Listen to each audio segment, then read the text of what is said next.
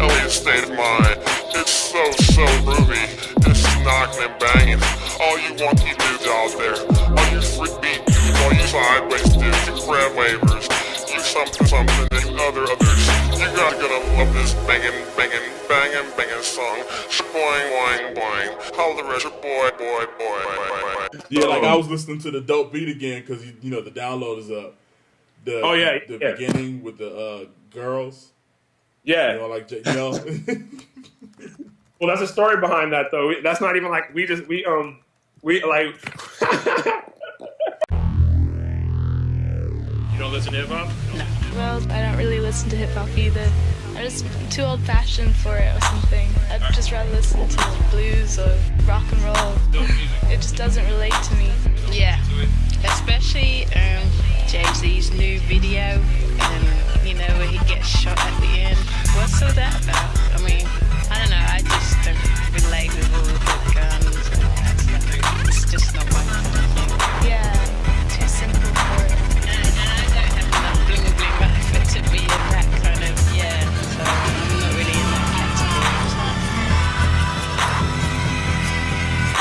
To the detriment of many a derelicts, we come to inject a bit of intellectual info set to a beat to offset the imminent complaints of the ignorant. Those content within the confines of a weak. I just remembered the fucking story. The story is the greatest story. Alright. Basically, when we got back from fucking the UK, Yeah. when we first went to Europe and shit with the Mars Volta, we figured out that we were going to do the Mars Volta. We figured out we were going to do a LabWaste record because it was in Fader magazine. Okay. Like, the Mars Volta had an interview with Fader, and they said that, you know, like they're in January, like this is 2003, so the record for 2004 were going to be a LabWaste record. You know, another, like the Subtitle full length would have been the end of the year, and then next year it would be like our shit. We didn't know this. Me and Fader were like, oh, we were kind of not even really a group then. We were just kind of, you know, it was almost a thing of tolerating each other. Like we were homies and shit, but it was convenience, I guess. Like I wanted to work with that fool, he wanted to work. You know, so it wasn't like, yeah, nigga, LabWaste. We were like, once we figured it out, we were like, oh, everybody else knew it was a no-brainer except for us. Right. Like when I first asked Cedric and them, could I take somebody to the fucking could I take somebody with me to Europe and shit? They were like, what, you want to take Dave? I'm like, yeah. Like they already knew. You know, they knew. Right. Like that was, you know, like that's what makes it so tormenting that everybody else knows that this group is the shit except for us. Yeah. But like everybody, you know. So it's like we fucking we're out there, we trip out or whatever. We come across grime music, you know, when we went to London and shit, we drive through the hood and pirate radio just came on and fucking we just start crying and shit. Yeah. And the UK fools like, oh man, that's pirate radio. Yeah, that shit just come on. These kids, they just get a radio. They explain the idea of pirate radio to us. How kids just get a radio station, going to start ripping, but they didn't explain what grime was because they didn't have no real word for it yet. Mm-hmm. This was March 2003. There was no grime yet for America. Dizzy Rascal, his CD was in the house section. Right. You know, like didn't know what it was. All right, Fix Up, Look Sharp hadn't got a deal yet, and none of that shit had came out in the States yet. And so we were really on the inside track. And we get back home because we're like, man, we know what these styles are. This is like LA shit. Yeah. You know, this might as well be Project Blow. This might as well be any of that shit, you know? So we get fucking home and we fucking just instantly start fucking with that shit. Like, and our thing is we want to make a homage to that. So Don't Beat. Like, and this is how we name our songs too. We're always like it's either like I'll name a song or we'll just say fuck it and name it without who we gonna say it. Don't Beat or something. Okay, Don't Beat or something. We're right exactly like that. And fucking we were talking about the styles and shit, and Dave was the one that came with it because Dave was all mad for some strange reason. Dave was all hip-hopped out, and in his mind, I guess people's mind today, he's all, because we're going to do this song, I'm going to diss all these fake-ass fools, you're going to diss all, like, the indie emo kids and shit, like we're not the same dude or something, you know? But, I'm like, all right, fine, whatever. So I'm like, I'm not going to diss indie emo kids because I'm an indie emo kid, you know? Like, I'm not going to diss these kind of kids, that's me. So it's just not, there's not a name for that, you just do that, you know? So I'm like, what I will do is just the fucking trust fund kids who are rich, who fucking get in the rap off as fucking part of vacation and fucking, you know, like, studies and shit. You know, I'll diss those fools, because to me that was a very bad thing. And so, I'm writing songs about that's where the TFK and all that shit comes from. Trust Fund Kid, Okay. Like TFK all day, it's all bad. T4 Trust, F4 Fund, K4 Kid, ask your dad. And so that's what Dope Beat was for. These fools who had to fucking do it like that, or could do it like that. And then the whole thing with the girls were like, we need some English broads up in here because this for the UK, because we're styling for fucking out there, So I'm like, okay, there's UK shit, so we need to have some English broads. So we both knew these girls from Amoeba that were both from England.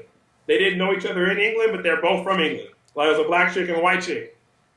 And I liked the white chick anyway. And it was all good, like later on because of this. I like the white chick anyway, so this is an excuse to get these brothers. Like, we want to get y'all on our record. We want to get y'all on the album. So we're asking what they think about rap and shit like that, and they just talk in some straight English accents about, that's all like Jay-Z and like speaking of Jay-Z. Yeah. And fucking, yeah, it was perfect. We're like, hell yeah, this is Dope Beat. And that was the song. And then we did the video for like $500 in the fucking garden of the dude who owns Mush Records. Yeah. Yeah, with the spider and the all that water and stuff.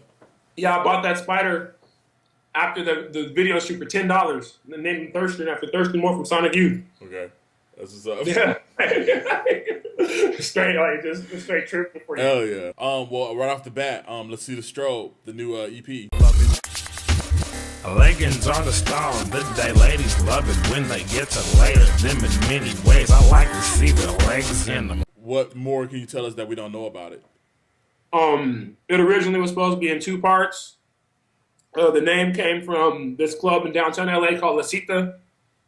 And a picture I took of it had a stroboscopic effect. And this was when I was going to clubs all the time and shit. So I was like, oh, yeah, I'm going to call shit La Cita Strobe. And it's supposed to be the equivalent of like what Young Dangerous, Hard and Terrain Jerome were, which are the projects you do with the homie. Like that was always a fun thing to do for me my entire career, was to do records with the homies. Like I rap and one of the homies makes a beat. And I would do that ever since like when I was young, like from like being in West Coast workforce where we had producers in the crew who were making banging beats like Anti-MC, Omid, Alex 75, all these dudes. And I would make my own shit just to do it. Then to do Weekend Science Experiment with Mum's the Word and all those dudes, where that was a whole project produced by him. Then I would turn around and go do like a sheet of acid and go do how to beat the beat, like whatever start part, just to keep it balanced. But long story short, since I pressed reset on the whole rap thing and how I wanted to portray myself doing it and this and that, I figured, there's a few things I wanted to do to come back from scratch. And like a How to Beat the Beat series for free was one, and then La Cita Strobe as the EP was 2, and then Trunk Bomb also, So I think that La Cita Strobe was me saying goodbye to that, like to the collaboration as part of a occupation thing, and hello to more just doing it kind of thing. And like that's kind of like me, like on my way out to all the homies, like, all right, cool, it was good, this is how we do. All right, back to the underground again, because it's like because it's full circle. To be honest, it's like. It started with me doing shit by myself in like a little room on a machine, and if it ends, it'll end with me by myself doing in a little room machine or whatever. And in the meantime, I worked with all these rappers, I worked with all these producers, worked with all these, played here, played there, whatever. But like it should be bookended like that. It should have like that whole 10-year saga should have a good finish how it started. So that's what La Cita Strobe is. It's basically that, and it's just me rapping over stuff that's probably more popular to people today, but this shit we've been bumping for fucking years. You guys are just stupid as fuck. So, like straight up. You said it was 2 parts. Has it been changed or?